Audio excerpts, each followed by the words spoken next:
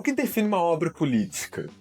E, indo além, o que define uma obra que busca lutar contra um movimento extremista e se utilizar da sua imagem para mostrar todos os problemas que esse movimento pode causar e que causa em nossa sociedade? Temos vários exemplos, desde obras como, por exemplo, Bastardos Inglórios, onde busca contar a história de um grupo na época da Segunda Guerra enfrentando esse movimento autoritário que estava sofrendo ali na época, no período da Alemanha. E eu não estou falando o nome aqui para o YouTube não me censurar. Mas, para além disso, existem muitas outras obras que buscam retratar esses movimentos extremistas de outras maneiras. E hoje eu trago duas muito singulares, duas que se contrastam e que provavelmente você nunca iria buscar pensar em uma proximidade entre elas, que é Porco Rosso, um filme do Estúdio Ghibli, e Apocalipse nos Trópicos, um documentário brasileiro da Pietra Costa, onde ela mostra muito do que foi esse período do governo Bolsonaro no Brasil. Obviamente, são duas obras extremamente opostas, mas similares em muitos aspectos, e dentre eles, mostrar um regime político autoritário que se instaurou no país. Eu entendo que muitas pessoas vão falar: mas o período do Bolsonaro não foi um regime autoritário, e entre outros. Ok, não foi. Mas tudo que vimos nesse período foi somente um esquenta, digamos assim, para o que poderíamos ver no futuro e que se tornaria muito pior.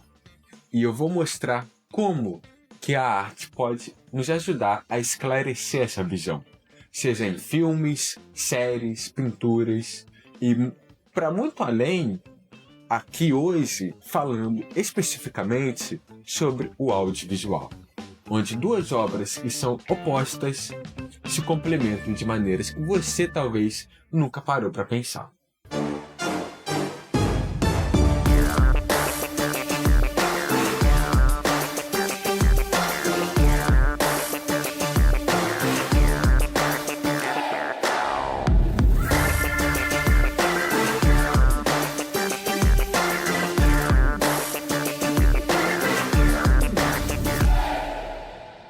Olá, meu nome é Celso, sejam muito bem-vindos aqui de volta ao canal Quando Decide Pensar, novamente com um novo episódio do Pensa Rápido, esse quadro onde eu trago um comentário ou algum tema onde eu quero debater com vocês de uma maneira diferente do quadro principal do canal, que tem o título do próprio canal, do nome dele, que é o Quando Decide Pensar. Então, hoje irei falar sobre Apocalipse nos Trópicos, o novo documentário da Netflix, e também, é claro, Porco Rosso, o filme do Estúdio Ghibli aí que eu vi recentemente. Mas antes de começarmos o vídeo, que tal você se inscrever no canal? Que tal você deixar já o seu curtir para acompanhar as novidades aqui, ativando o sininho de notificações, e também logo depois de terminar esse vídeo, confere nossas redes sociais, nosso site oficial que está na descrição. Então não perca nada, porque temos muito conteúdo a oferecer e vários vídeos aqui do canal que você também pode conferir. Então, sem mais delongas, sem mais enrolação, vamos pro vídeo.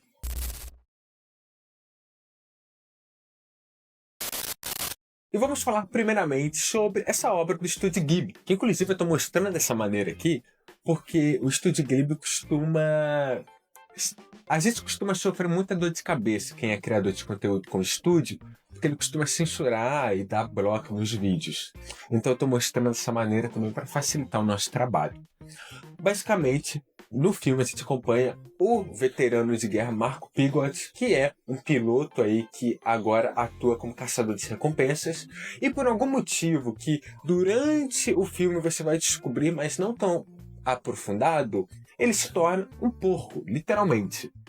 E ele então se torna um caçador de recompensas após ali lutar durante essa guerra e perder os seus companheiros. É interessante porque, para além disso, a gente acompanha ali o Marco Pigott, né, o nosso protagonista, o Porco Rosso, vivendo no período do regime fascista da Itália e na ascensão dele, principalmente. Então vai ser muito interessante a abordagem que o filme vai trazer do protagonista vivendo esse período ali da Itália, desse regime. Para além disso, é muito curioso como que a obra em si é algo que possui todos os elementos do Estúdio Ghibli, mas ao mesmo tempo, durante toda a narrativa, você vai vendo todo esse plano de fundo que está sendo desenvolvido, né? Seja com passeatas, ou seja com a polícia secreta que está atrás do Porco Rosso, ou seja dos movimentos políticos, espiões ali, toda a estrutura ali desse período mudando conforme a gente vai vendo a sociedade e a história se desenvolvendo também. O Porco Rosso, ele acabou de voltar da guerra ali, após eles se enfrentarem, né, o exército de Hitler, e ao mesmo tempo tem todo esse período de ascensão do fascismo, de Mussolini, todo esse momento extremamente conturbado, onde nós vemos várias figuras do filme se contrapondo a isso. E você não vê com total detalhe, mas é uma cena ou outra que você repara e entende. Ok, eu sei qual é o lado político ou qual é a luta que esse personagem está enfrentando. Isso serve também para o Porco Rosso, por exemplo, que é uma pessoa que está aquém, né? Tanto que o título do filme no Brasil é Porco Rosso, o último herói romântico. Porque, de fato, ele é, na obra, no filme, o último herói romântico. Esse herói que aparece, ajuda as pessoas e logo depois desaparece, que está sempre em silêncio e que tem um passado extremamente triste e que ninguém sabe muito bem como que ele se transformou em um porco. Então todo esse mistério, toda essa ideia desse herói, até mesmo de Velho Oeste, é incorporado nele. E é curioso até mesmo a própria analogia que é posta no personagem. Que ele é um porco, só que ao mesmo tempo ele está enfrentando e indo contra o movimento político crescente ali na Itália no período, que é o fascismo. E aí tem uma cena que eu acho que é uma das mais famosas desse filme, que um ex-amigo dele, que também é piloto, fala que poderia oferecer um lugar para ele no governo, que agora está passando por esse período aí de mudança e tal, o fim ali da Segunda Guerra. E aí ele fala, olha, eu entendo isso, mas eu prefiro ser um porco do que um fascista. E é muito interessante que toda essa analogia durante todo o filme é feita. Essa figura de um porco sobrepondo todos os outros personagens ali que são vistos e postos como essa figura caricata de alguém vivendo no período da guerra ou de alguém vivendo à mercê do governo. E ele, essa figura do porco, não. Ele se coloca ali como um contraponto, como alguém que não vai servir aos desejos deste governo que está aparecendo, que está emergindo. Vale lembrar que o filme ele se passa ali logo após a Primeira Guerra e a gente vai vendo indícios do início do que vai ser o movimento fascista, do que vai se desenvolver para a Segunda Guerra. Então é esse período de transição onde o Porco Rosso vive que ele vai entendendo muito do que ele é e do que ele vai fazer após o fim da Primeira Guerra, né? Um dos outros personagens do filme também, o Donald Curtis, que é esse piloto americano, que ele incorpora muito da ideia da autoridade americana que existe nesse período, que eles são totalmente heróis, impulsivos, que vivem só pela aventura e cada personagem representa não somente a si mesmo, no quesito narrativo, mas representa um ideal.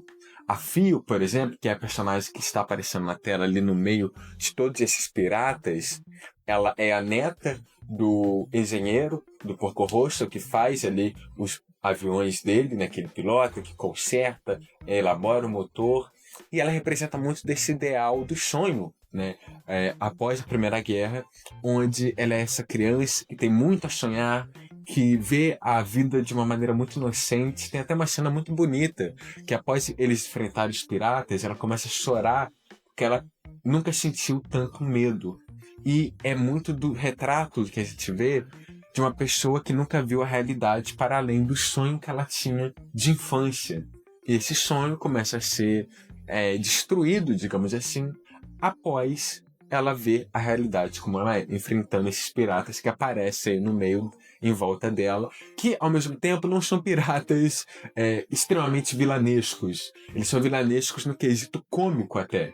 E o Porco Rosso, sendo esse herói romântico, ele vai representar para ela esse ideal do que ela pode ser, do que ela pode alcançar e de quem ela almeja ser também. Então, é um filme que retrata ali o fascismo através de um subtexto de esperança e de que ainda há esse herói, essa representação do herói através do Porco Rosso, de alguém que mesmo sendo incorporado como esse porco, como esse alguém mal visto, ainda tem a escolha de fazer o bem, de certa forma. E é um filme muito bonito, ainda mais por conta que o tempo todo tentam impedir ele de voar. E voar, muitas das vezes, narrativamente, retratado como um movimento de liberdade, o tempo todo no filme, até no final dele, quando o governo vai atrás dele, retratam ele de uma maneira que tentam aprisionar o personagem. E não. Na realidade, ele quer fugir daquilo para alcançar a liberdade, que é voar e se aproximar novamente dos amigos que ele perdeu. Então é um filme muito bonito, é extremamente cativante, carismático e que te coloca numa posição para analisar também o que foi essa crescente de movimento fascista ali na Itália. Então ele é muito político, mas ao mesmo tempo extremamente bonito e até mesmo divertido de assistir.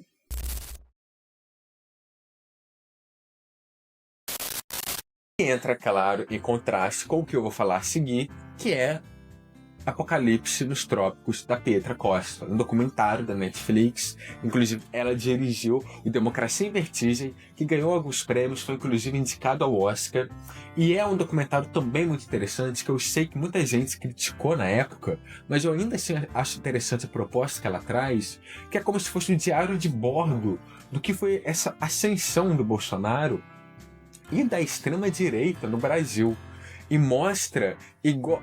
Diferente, é óbvio, muito diferente de Porco Rosso, mas mostra também a visão, a partir dela, uma visão realista e não alegórica do que é essa crescente, esse movimento político da extrema-direita crescendo e como isso vai aos poucos influenciando as pessoas em sua volta. Então, é um documentário que eu gosto. Tem os pontos negativos, óbvio, mas, querendo ou não, é um documentário muito bom de ser visto e que te traz um contexto muito importante daquele período. A Pietra Costa, que você está vendo aqui, ela é, querendo ou não, uma diretora que possui uma habilidade sublime, assim, na maneira como ela conduz a narrativa ali do documentário. E agora, no Apocalipse nos Trópicos, ela mostra a sua narrativa evoluindo, colocando ferramentas diferentes para contar uma história. Porque a Pietra Costa aqui, ela busca contar a história através de um pivô, de alguém que ela vai se utilizar para servir como ferramenta principal de narrativa, que vai movimentar toda a narrativa. E aqui, no caso, é o Silas Malafaia, o pastor, o político ali, que tá na política aí há mais de 30 anos, eu acho, que ele mesmo conta no documentário, e ele já passou por diversos políticos, apoiou diversos políticos, ele já chegou até a apoiar o Lula, apoiou a Aécio, outros políticos ali do centro também, e na última eleição apoiando o Bolsonaro. E ela se utiliza dele, né, tem até entrevistas com ele, para ele ser esse pivô, onde a gente vai acompanhando a narrativa do período de governo do Bolsonaro e a gente vai acompanhando como que essa narrativa vai mudando e se reestruturando a partir do ponto de vista dele até a queda dessa figura que é o Bolsonaro e a queda que ele está tendo atualmente, inclusive. Então a gente vai acompanhando esse desenvolvimento através dos olhos dele. E por que através dos olhos dele? Porque a gente vai vendo a influência da religião, principalmente da religião evangélica, nesse movimento, nessa crescente da extrema-direita. Tem até momentos muito impactantes do documentário, onde você vai ver pessoas ali falando que votariam no Lula, que votariam em outras pessoas, mas não votam por conta do credo, da religião deles, e que falando até mesmo que não, o Lula ele é da Umbanda, ele apoia o Candomblé e entre outras questões que assim não existem, mas na mente delas, devido à disseminação de fake news, entre outras ferramentas de guerra cultural, né, de construção de narrativa, vão colocando na cabeça dessas pessoas. E eu sei que o documentário não vai abordar totalmente o grupo religioso evangélico. Eu sei que existem muitas figuras evangélicas que foram e são contra o movimento de extrema-direita. Mas é um contraponto para o que a gente viveu desse período da extrema-direita muito interessante que a Pietra Costa apresenta, que é os bastidores dessas pessoas, desse lado da política.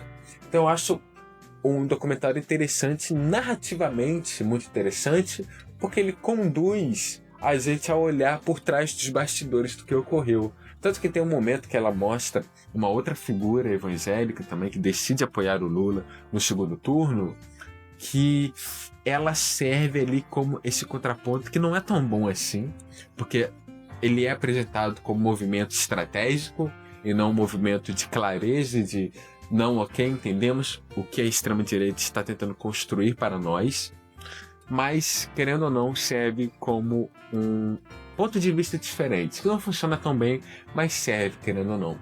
E a influência do Silas Malafaia durante esse documentário ela é muito forte, porque a gente vai vendo como que ele se utilizou da ferramenta do fantasma do comunismo, da ferramenta do movimento em relação ao aborto, em outros movimentos políticos que vão servir para aumentar a popularidade do próprio Bolsonaro. E tem um momento no documentário muito interessante que vai mostrar o próprio Lula escrevendo uma carta para os evangélicos, dizendo, né, que das mentiras que foram ditas referente a ele, e meio que é uma carta de acordo, dizendo, olha, eu tenho o meu lado, vocês têm o de vocês, eu vou seguir com o meu, mas eu vou respeitar tudo que vocês respeitam, porque nós somos um país laico, né, um estado laico, onde não existe nenhum tipo de segregação religiosa, apesar de, é claro, existe, né, mas na nossa Constituição não. Então tem esse momento, né, onde é muito interessante a maneira como eles abordam isso, inclusive, porque mostra esse lado do Lula apaziguador, sabe? Esse lado conciliador, que, querendo ou não, é o que ele representa. É muito do que essa figura política do Lula é para o Brasil.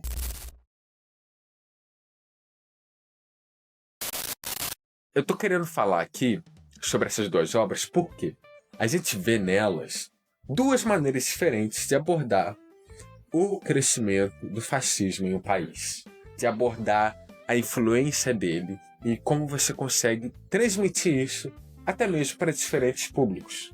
Porco Rosso é uma animação que eu posso mostrar para uma criança ou para um adulto. Eu sinto que elas vão entender. E a criança, apesar de não entender aquilo naquele momento, vai ter algo ali na mente dela que ela vai conseguir desenvolver com o tempo, entender o contexto daquela narrativa. Apocalipse nos Trópicos já possui uma narrativa diferente, muito mais crua, muito mais realista, querendo ou não. É um documentário que nos mostra a realidade e o crescimento disso na realidade.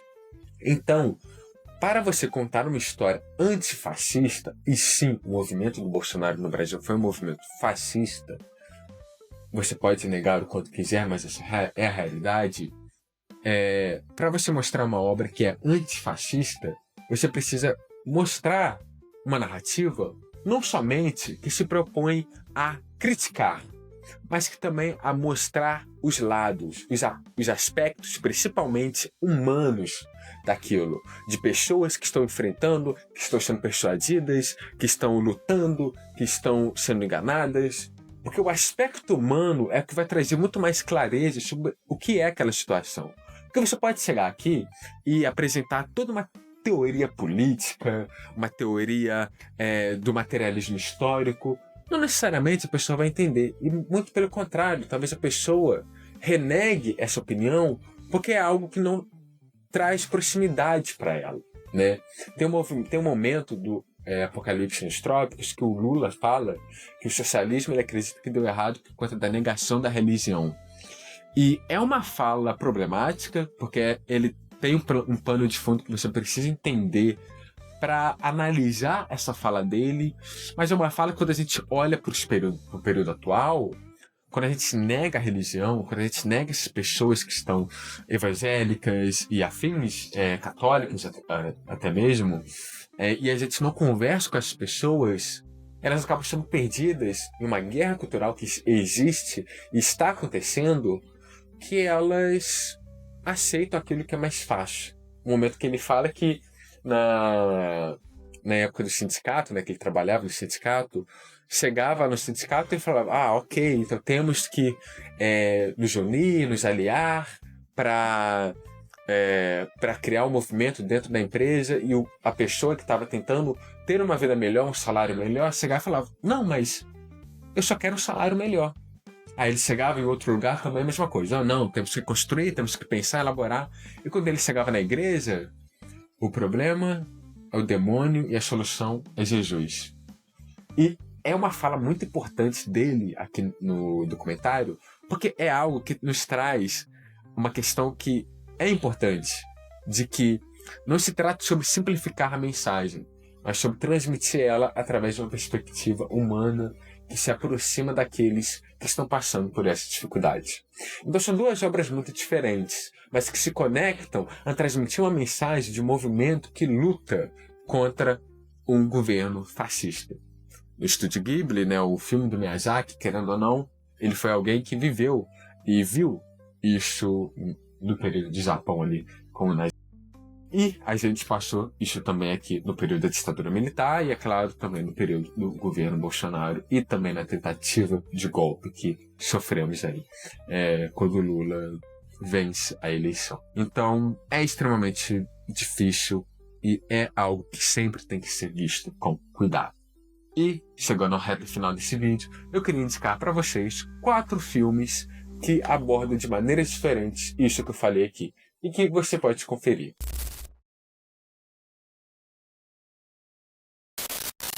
O primeiro é Vai e Veja, que é um filme extremamente cru, um filme que chega a ser cruel para quem está assistindo, mas muito realista sobre o que foi o período da guerra. Acompanha esse jovem russo, né? Eu não lembro exatamente do lugar da Rússia ali, mas que ele entra no exército acreditando poder ser um herói, ser alguém que vai fazer a diferença, e na realidade é muito pelo contrário. E a gente vai vendo ali essa realidade dele sendo colocada à prova a todo tempo, de uma maneira extremamente cruel. O segundo filme é A Outra História Americana, que acompanha o protagonista principal, interpretado pelo Edward Norton, que ele vai preso por agredir e matar um homem negro, e aí dentro da cadeia ele é meio que evangelizado sobre o que é o movimento nazista. E aí, quando ele sai, ele começa a recrutar pessoas, a fomentar esse movimento, e mostra muito da cultura que a gente está vivendo hoje, dessas pessoas que estão criando movimentos como Red Pill, movimentos como o Macho Alfa, o Hétero Top mesmo, que apesar de ser uma piada, faz parte desse tipo de movimento, da figura masculina como essa figura de potência que surge para ser superior às mulheres, ser superior a minorias. Então, é um filme que retrata muito bem isso, que, vendo do ponto de vista que a gente tem hoje, ele tem uma perspectiva muito interessante sobre essa juventude e sobre o que é essa figura masculina fragilizada que encontra refúgio em um movimento fascista. E o terceiro é Argentina 1985, que é um filme disponível na Amazon Prime, que acompanha ali o período pós-ditadura da Argentina, onde eles estão buscando ali realizar o processo judicial para penalizar as pessoas responsáveis pelo movimento da ditadura, pelas torturas também. E é um filme muito importante porque ele mostra o que foi esse movimento pós a ditadura e o que nós devemos olhar quando pensamos o que fazer após esse período, o que fazer quando nós enfrentamos e estamos passando agora por um outro tipo de confronto, que é o de esconder as provas do que foram esses crimes cometidos naquele período. E são 3 filmes que, apesar da outra história americana acompanhar o personagem dos Estados Unidos, ele é feito por um europeu, né, por um diretor de Londres, pelo que eu me lembre agora. E são 3 filmes que eu busco trazer diretores que não são necessariamente dos Estados Unidos, aqui do Ocidente, porque eu gosto de pensar que quando a gente olha para além do Ocidente, com filmes que trazem outras perspectivas, conseguimos enxergar muito melhor o que são esses movimentos, o que são esses confrontos. Querendo ou não, são de países que sofreram, de certa maneira, guerras ou, direta e indiretamente, foram afetadas por esses movimentos fascistas. Então, de maneira geral, o que eu estou querendo dizer aqui é que existem diferentes formas de você mesmo, até aí na sua casa, contar uma história antifascista. E que nós, o tempo todo, temos que estar monitorando e acompanhando essa história, acompanhando a própria história do Brasil, que está sendo contada a cada minuto que passa. Ainda mais agora, quando estamos passando por um processo judicial para descobrir e penalizar aqueles responsáveis por uma tentativa de golpe, que é algo que não pode ser passado impune em um país onde a democracia já é tão frágil. Então nós sempre temos que olhar com os olhos atentos.